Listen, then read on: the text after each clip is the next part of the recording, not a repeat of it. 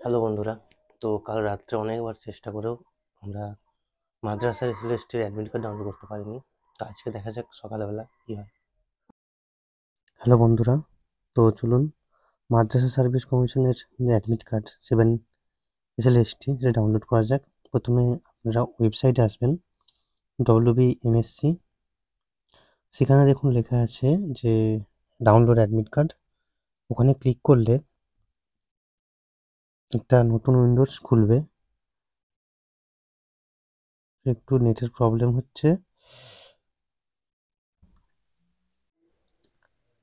এরকম একটা page open হবে, যেখানে দেখুন লেখা আছে নিচের দিকে যে আপনার application ID, date of birth.